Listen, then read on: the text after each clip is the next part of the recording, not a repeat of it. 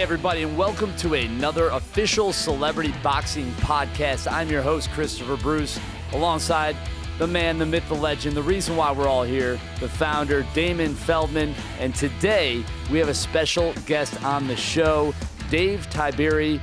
If you don't know his story, you're about to find out a lot about it. But he had a pretty controversial title fight that we're going to get into, I'm sure. And Dave, man, good to have you on the podcast. What's happening? Oh, it was exciting. Thanks for having me, Chris. I always look forward to things like this, especially when it deals with one-on-one sports like boxing. Yeah, no question about it. And you've been, kind of known for your boxing career, but beyond that, you're really doing a lot of amazing things in the community. You're in our Wilmington, Delaware area. That's where the studio is. Tell us a little bit about just kind of you, and then we'll kind of dig in the past in a second. But just bring us up to speed on what you're all about. Yeah, first of all, thanks again. I go back when I was a kid. I was one of 14 kids. So I have 11 brothers and 2 sisters. And they said, well, how did you get into boxing? Well, I have 11 older brothers. I had no choice. I can guarantee Damon can't count that high. That's a fact. We're going to talk after this. So go ahead. Yeah, so I think growing up in a large family, you don't have much. And we had our struggles. And boxing was a great platform for me to showcase my talent and open doors for me. And I always said growing up that all the things that I never had as a child, I was going to make sure others had. And so it's in my church, I call it my ministry. It's an outreach. It allows me to go into the community and impact the community. So boxing was, again, great platform for me to go into community now. I've been involved with a number of boards. I'm on the Christiana Care Hospital Foundation board. We have over 43 Boys and Girls Clubs statewide. I'm on the state board of the Boys and Girls Clubs. I say that because these organizations are having a tremendous impact in our community. Yeah. So I was a Boys and Girls Club kid, so I knew what it did for me. So I always try to put my feet in other people's shoes. But I could go on and on. I'm on the Easter Seals Advisory Board, meeting those in need in the Easter Seals community. And when you get out there, it's so addictive when you start helping people and see how appreciative they really are. Yeah. And again, I put myself in that seat, and I'm always remembering what it did for me when somebody stepped up and was willing to help. Right. And so boxing was that gateway. It gave me an opportunity to have exposure. And I said, well, I'm going to be doing it for God's glory, not my glory. So yeah, well, just be careful when you're putting on other people's shoes. They're not still wearing them. Right. Good point, right? Yeah, that's something to think about. Now, Damon, you obviously have known Dave for a long time. Yeah. You saw him kind of coming up the ranks, I'm sure, because your father actually was a big part of what you had going on. So talk a little bit about that connection. I was also a sparring partner to Dave for his title fight and with Bernard Hopkins. So just meeting Dave was amazing. He was a guy that, you heard of. He's like this amateur standout. And all of a sudden he came to the gym, and, I was the only white boy in the gym. So he was the second one. And that's how we learned, going to these gyms. And I was like, damn, man, I wonder what this guy has. So, and it just, Dave took this whole thing to another level. Sparring to him. When I used to spar him, it was brutal, man. This guy's conditioning, it was like no other, man. And he's an amazing guy. And just having him here, looking at him face to face and what he's accomplished in his life and his incredible book, Tiberi, the Uncrowned Champion. It's really good, man. My dad loved him, and he took him to the world title fight where, he got just disgracefully robbed of. Yeah, questionable at best, right? A split decision. Brought a lot of federal investigations came out of it. I mean, that was something at the time that really shook the sport up.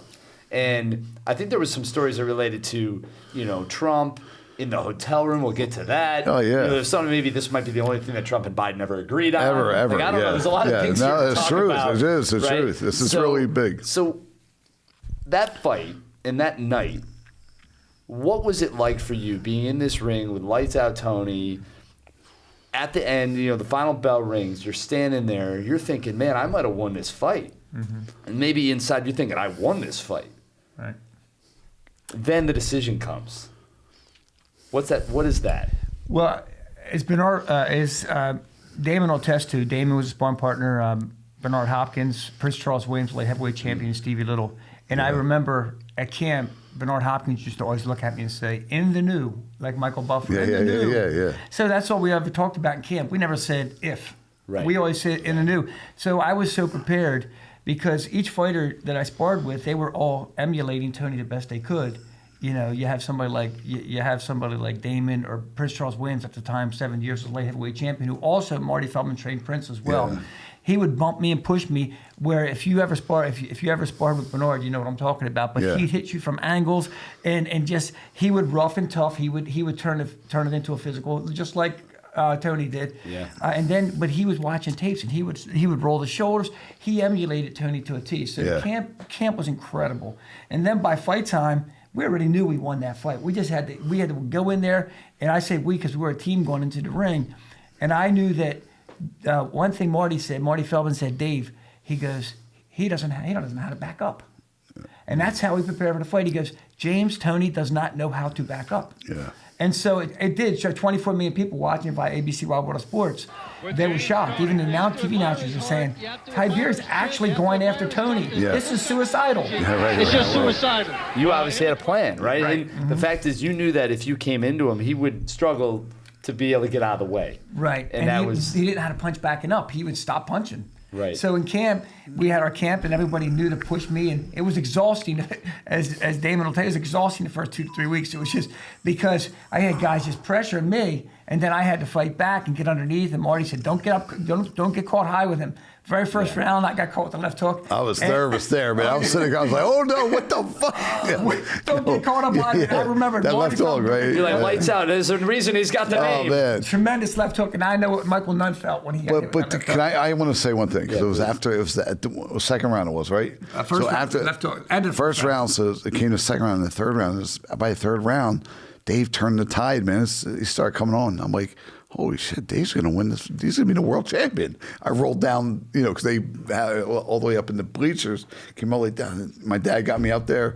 Man, it was amazing watching this from ringside, man. It was just, and that, geez. Just an incredible fight. And we've had, we actually had James Toney's manager, we had Jackie on, and she was talking about the fight too, and really how this was a big deal in terms of the way that decision came through and all the controversy around it. Talk a little bit about after the fight and what happened. Like, because Damon, you were mentioning the other day about how there was this moment where somehow, like Trump, Marlon Maples, they all came you're all up in the room, hotel room. Yep. After the fight, what did that moment? How did that even happen? And what did Trump say to you? Well, it's interesting. Building up to that, prior to the fight, Marty Feldman called, and my manager, Mark Condra. Back then, they didn't have, you could have 3 people on a cell phone. So Marty would call, then Mark would call, and then Marty said, I know Mark's interested. Maybe we fight Leonard or Duran. Yeah. And they were both on their way out, but I was 25th in the world. They were like champions, right? Yeah, they were on their way out, and you could see them slipping. And I remember when Marty goes, I think that we should take the fight with Tony. And he said, when he called and said that, I'm like, Tony's on the table now? He said, well, they want to build. He just signed a deal with HBO. He just beat Mike McCollum. He's in a big win. And so Marty goes, here's the reasons why. If we beat James Toney, he just got the biggest honor in boxing. It's called Fighter of the Year. Pound for pound Fighter of the Year. That's the biggest honor in boxing. So Marty goes, and I think, I'm going to study a plan, but I think I know how we beat him.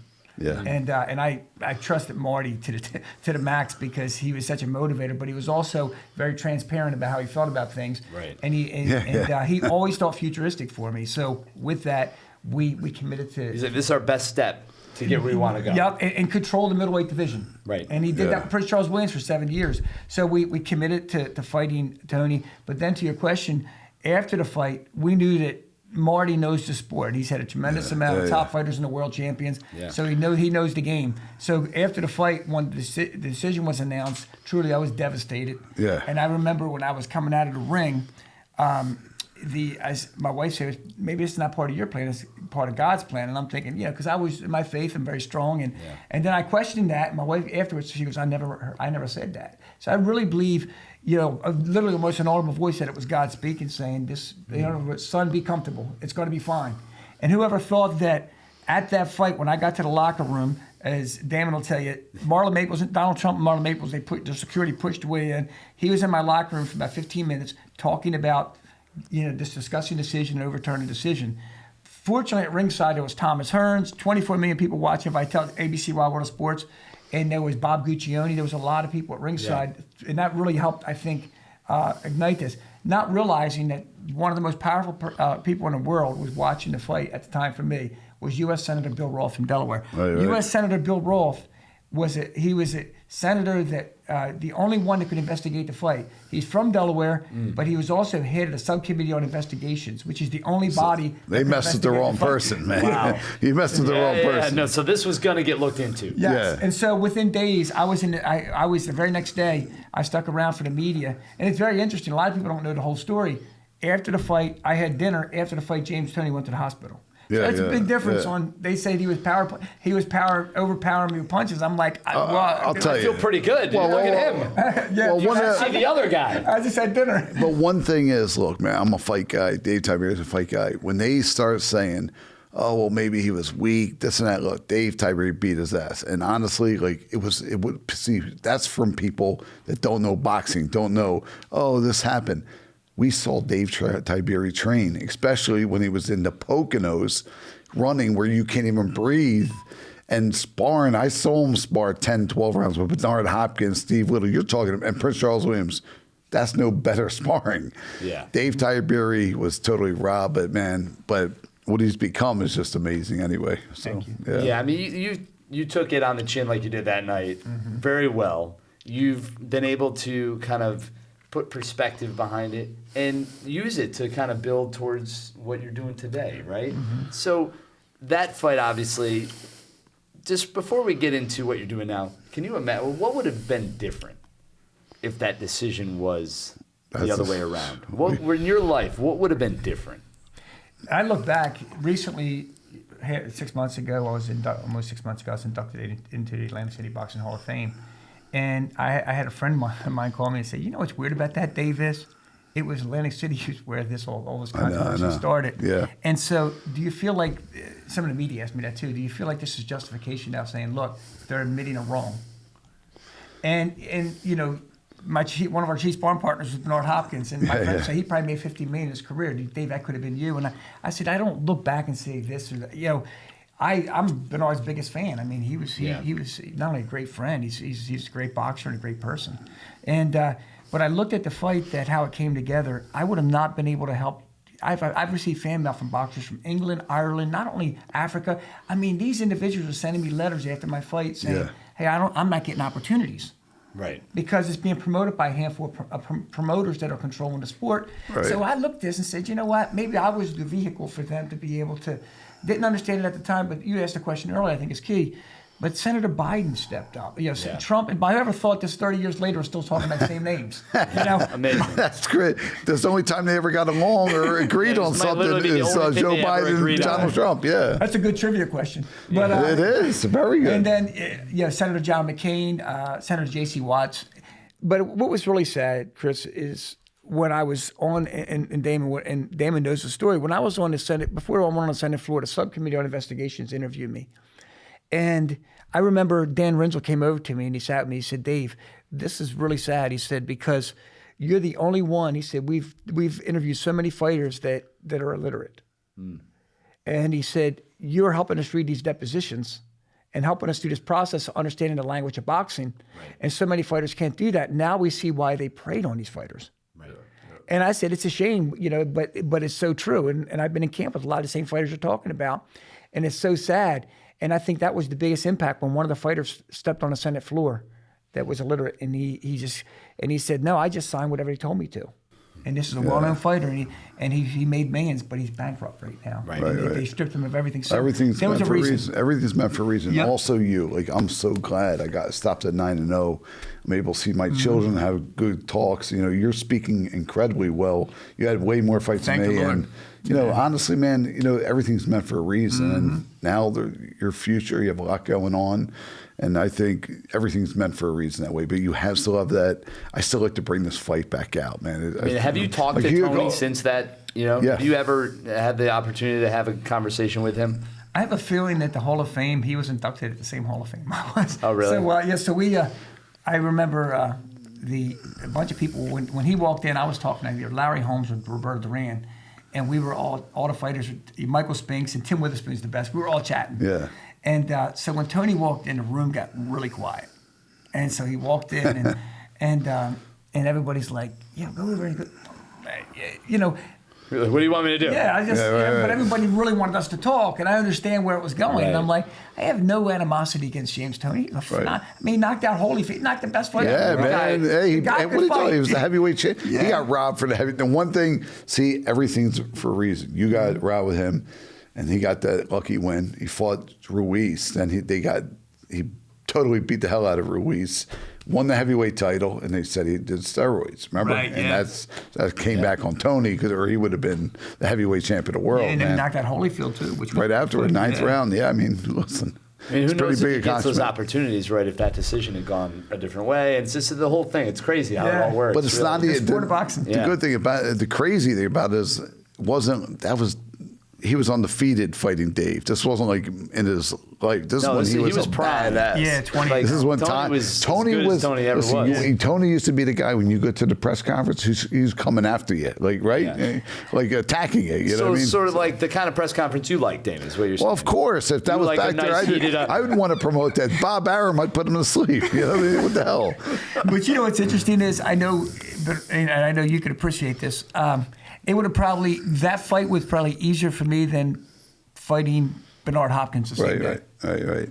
Oh, without that, Hopkins was sharp. It was just it's crazy that you rest of your life. I mean, if you won, you don't know what would have happened, but lost and you have this dignity. It's just amazing where this fight happened. You know what I mean? Like beating you really to everybody's mind. And what you did beat it him. do for the sport? I mean, because obviously after those investigations, it definitely big. changed the sport in a lot of ways. So talk a little bit about that impact, because that in itself is something. So I'd say because the only fighter which at the time was devastating to me, the only fighter stepped up, but I was so happy for him was, and I was happy because it made an impact, was Evander Holyfield. We tried to get George Foreman and a lot of the other fighters to say, go on a Senate floor with us because boxing needs to be cleaned up. And Holyfield was at the time of the Olympics, and he stood up and he said, we need some rules. We need to straighten out the sport because every state does not have a commission. So they were trying to figure out how to improve the sport. So Holyfield said, the biggest thing is the safety of fighters. But from that, 10 years later, from that fight, 10 years later, it launched from that fight into a full-fledged investigation into the sport of boxing, and they exposed a lot of darkness in the sport, and it led to the first ever 10 years later President Clinton signing the Ali bill. Right. Which is like I remember the media when I was doing something on Sports Illustrated, they were saying, "Well, why are you upset? They're not calling it the Tiberi bill." I said, "Not at all. Ali's the greatest fighter. Why? I mean, if I could get the fact that I'm tied to Ali that way, because I'm a big fan of Ali. Of course, I got at the end of his career, end of his life, I got to be good friends with Joe Frazier, and I remember Joe Frazier." Off of what we're saying now, so interesting. Joe Frazier, we were at the Congressman Carney's office, who's now our governor, and we're sitting there one day, and he said, what was the biggest, he said, if you had to change boxing, what would be the biggest thing you would do? What step would you take? And Frazier sat back, and he said, I'd check out who's in the corner. And he said, what do you mean by that? And the Congressman said, what do you mean by that? He says, well, who's in the corner going to make or break that fighter, possibly get him killed? He wasn't talking about promoters or anything else. He said, who's in the corner? And so I always remember that. That's what the hearings were all about, was the health and safety of the boxer. Forget about all the rules, but what are we doing to address, I could go down a whole laundry list, and you guys could too, of fighters, after their careers, they have a thing called pugilistic dementia.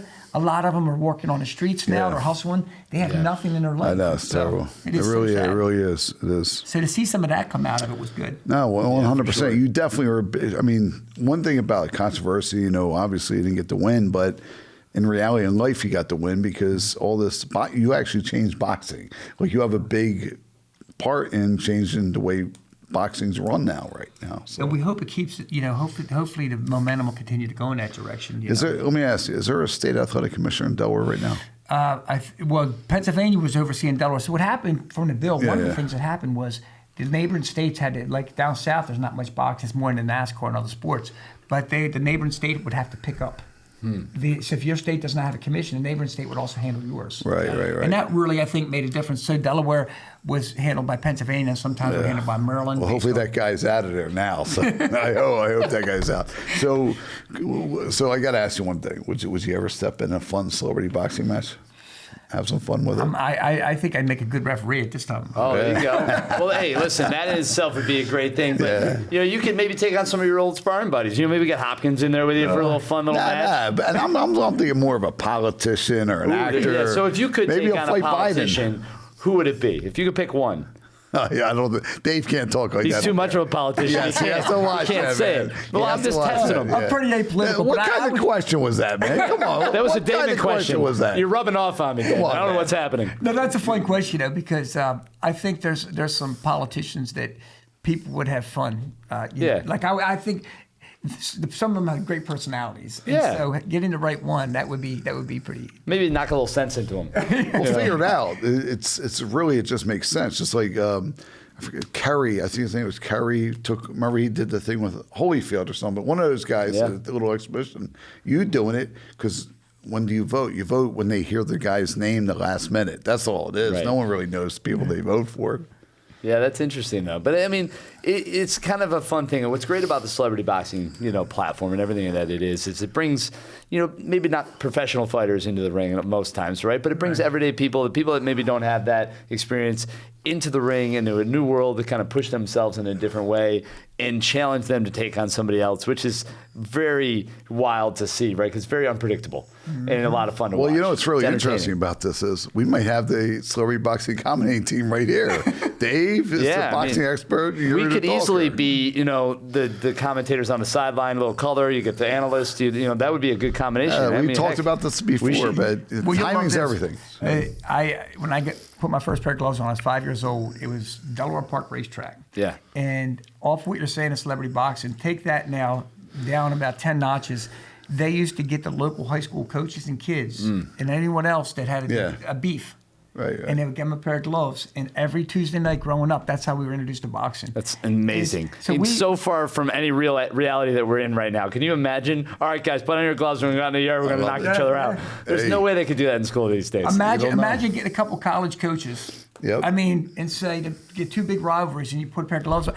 It's just settle in the ring. Yeah, because you're hearing these things. And in the ring. Yep. Yeah, and lace them up. Yeah, that's it. Lace them up. Let's not hear any more talking. Let's lace them up. Absolutely. And now I know you're talking about boxing gloves. When I hear you say that you put your first pair of gloves on when you were 5 years old, I grew up in Syracuse, New York. I can't imagine waiting that long. It was cold up there. There's no way. Yeah, that's right, especially that weather, right? But anyway, so it's a lot of fun. And you wrote a book. You've got a legacy. You've made an impact in the sport. You're now kind of channeling a lot of your effort and your energy into the community. What are you doing right now, and what would you tell people that are just trying to make it in whatever it is they're doing? Because we're here always about to overcoming obstacles and really kind of making your life the best it can be and getting off the mat, right? You get knocked down. We're all getting knocked down every day. But how do you get up? What would you tell those people? Well, just even my own life, my own story. I think the one thing I find out with a lot of people is it's so easy to feel sorry for yourself. It's so easy to play the blame game. And, But as you can appreciate, is everything that I've always tried to do is, if I'm around somebody, the Bible says iron sharpens iron. And, if you're around somebody, it tells me that person that's, Zig Ziglar, the famous writer, says, every day we should do the checkup for the neck up. So if you have people around you right now, when you start evaluating that you're always negative, you better look around your circle. And that circle of two or three people are going to tell you who you are.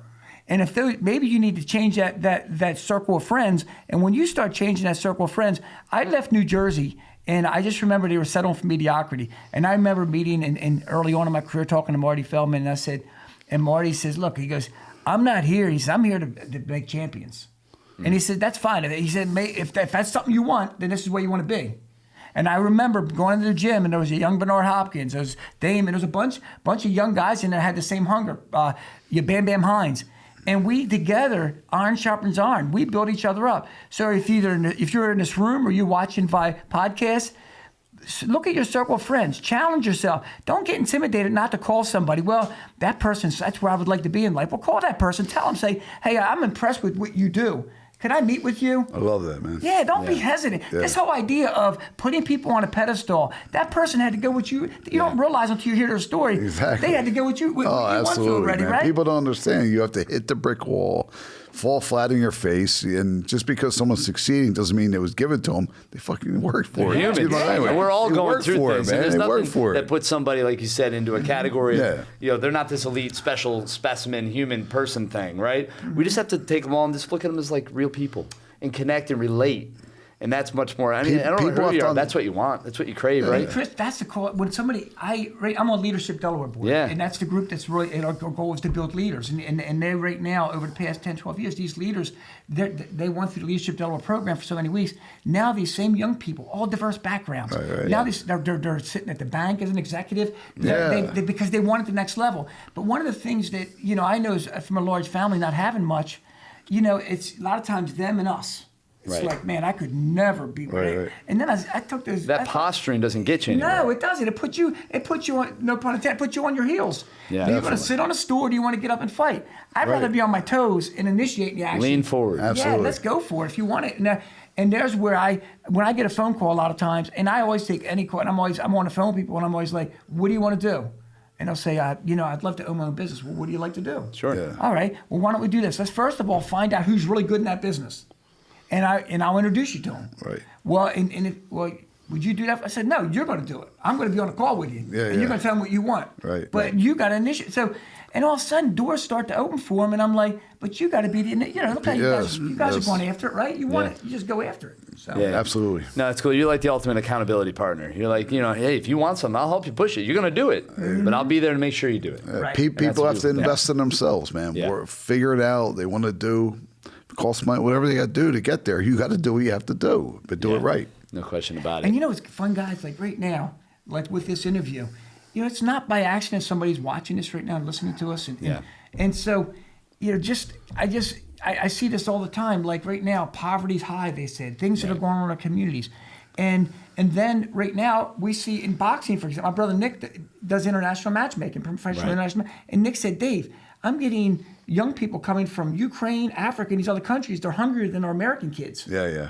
And I'm like, Yep. so when I talk to these kids, these local gyms, I always say to them, how bad do you want it? I want it so bad. Well, tell me what you're doing. Yeah, exactly. Yeah. That's good. You don't have to tell. You tell me what A you're doing. lot of people say they want a lot of things, Right. but they're not really willing to show up and do the work. So it Yeah. really Man. comes down Put to the it. time into it. Yep. Yeah. And the Everybody wants commitment. it handed to them. Well, it's crazy. easy to say it, Yep. right? And it sounds good. Right. Of course, I want all these things, but do you? Right, right. And that's really, I think, it's proven over time how much you really want something. Yeah. So I want to ask everybody. Yeah, so talk- how's everybody get? How's that? They get the book? You're on Amazon. Yeah, so we're on Amazon, or they could get a hold of me directly in personalized signature. They could get a hold of me. Yeah. My Your personal email, my website? company at dtiberi at erpsafety.com.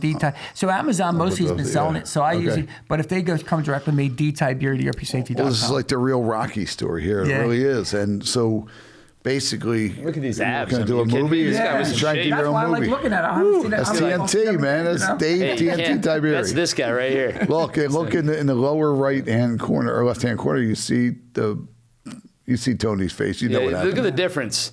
I don't know. Who do you think won that fight? I don't know.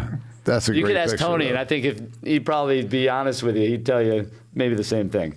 But like you said, you went to dinner, he went to the hospital. That's all I know. Yeah. Simple as that. But you know what's TNT. fun? What's fun about being involved with writing the book is Yeah. the people that you get to talk to, the people you get to meet, and so because everybody also has to sign off on a lot of if you're using their name Sure. and likeness and so on. And we had 1,000, that one person, and we had to turn it around because of the Senate hearings at the time, 6 or 7 months to turn the book around. Yeah. So it was fun, especially when you're dealing with the stature of people like Biden and Trump, and Right. you know, lawyers that want to look at things, and so it was an interesting experience. But that was another thing. If you said to 10-year-old Dave Tiberi, 12-year-old Dave Tiberi, right. would you be involved writing a book? Yeah. You know, God's got a great sense of It humor. happens. Yeah. It all happens for a reason. And even you, like, I know you always took a stab at politics. Did you ever think about running for governor or anything like that? You know, it's interesting. I have a real passion for politics, but Yeah. I really believe I really believe the opportunity for me is what I'm doing now. I'm getting more done politically by being a community servant, a community outreach Yeah, person, than I think I ever could from being a D or an R. When I'm in the community right now, I work hand in hand with Donate Delaware, for example, an organization we started during the pandemic. We gave over We have given over 3 million supplies to that's awesome stuff. all the community, Delaware, Pennsylvania, Jersey. We gave masks, gloves, hand sanitizer. Recently, we shipped 22 box trucks of medical supplies, mostly medical supplies, to the Ukraine that were donated by our Lions clubs, our Rotary clubs.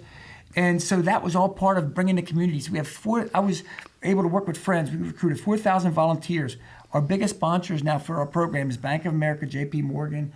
And I give them a shout out because these organizations, every time I ask them, they step up and they make sure supplies that are needed. First of all, for the Delaware and surrounding communities. Yeah. But then we just, Jackson, Mississippi is a minority community.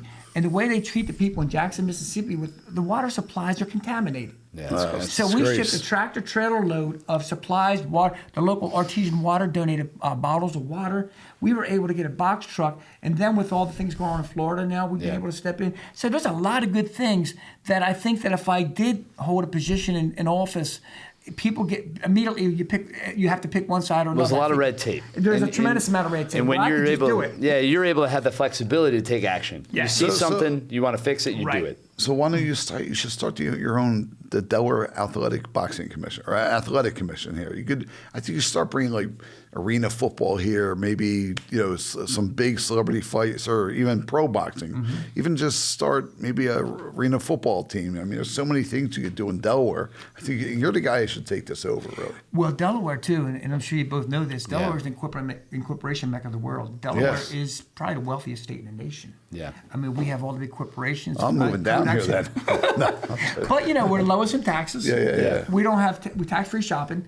All the things that you look for to want to come to Delaware. Yeah. And then the good news is, if you want to go to Philly, we're there. 30 minutes. With location, they talk about location. There's nowhere else that you're 2 hours to New York, 2 hours to D.C., hour to Bronx, 40 minutes to Philly, an hour to Baltimore. Yeah. You got mountains, you got beaches, you got however many international airports within striking distance. There's literally nowhere that's more centered to this many people. Yep. The population. You even have the President of the United States lives here. That's a little crazy. Absolutely. And TNT Dave Tiberi, man. Yeah, that's it. I mean, that's Delaware's one of those places that you do have the ability and the access to people of all walks of life. You can get things done. It's a good place to do that. And Tiberi, this is an amazing opportunity for just a talk. I mean, we could talk about your story, I'm sure, for a long time, and maybe we'll bring you back on. We could talk about more of it, and who knows? Maybe we'll have you on the side of the ring. You and I could kind of buddy up and talk. I think it's a beautiful thing. It's the start of it. Well, too, you have people that are watching tonight that are really fans of celebrity boxing. Yeah. So what I do, and I challenge them watching, if this is what you enjoy, figure out where your seat is, not just in the stands, but where your seat is in the arena. Maybe you can work the back room. What do you bring to the table? And this is how, from a recruitment perspective, when somebody comes in and says, "This is really neat that you're giving baby formula." Like 2 weeks ago, we gave 140. We found the baby formula in Australia. Delaware's the first state in the nation. Donate Delaware in partnership with the food bank, the lieutenant governor, the governor's office. 144,000 units of baby formula now. Delaware kid families are being covered. That's awesome. I say that. Then we've reached out to the community. This is somebody's watching tonight, and you love celebrity boxing. Make the phone call. Figure out how you can participate and help out with the organization. That's how you get engaged. We'll love to help you out in that way too. And also, see, celebrity boxing is a redemption platform, like the underdog. That's why I always look at it like myself. Yeah, that's awesome. Maybe I wasn't underdog, but everything I went through in my life, I love helping people and I love giving back too. And that's what I think it's about. Celebrities are good. That's what it is, celebrity boxing. But it's making that person a celebrity by helping and redemption, the underdog, giving their shot. Absolutely. Yeah, that's awesome. Shining a light on people, giving them that extra 15 minutes or so, that extra minute. We all get 15 minutes of fame, but this is their 16th minute. Yep. It's that extra little moment to showcase, to shine, and it's all through celebrity boxing. Yeah. Dave, it's a pleasure having you on the show. Real quick, both of you, who is your dream fight on celebrity boxing? Who would you say would be your man, I fight him. Damon thinks he's got a lot still left in the tank. I don't know if he could keep up. Listen, man, I know you have a jab, but if you can train me, maybe I have a shot. I don't know. We'll see. I want to do Mark Wahlberg and Will Smith, or James Tony, Dave Tiberi rematch. Yeah, could mine be a cartoon? Could it be illustrated? I don't know. Maybe we'll go one of those. Right? Maybe we do have a metaverse fight coming up, so anything's possible. Right? So we can see. But either way, thanks for tuning in and taking part of the official Celebrity Boxing Podcast. You can find it anywhere you stream your podcast, listen, or watch. Christopher Bruce, Damon Feldman, Dave Tiberi, official celebrity boxing podcast.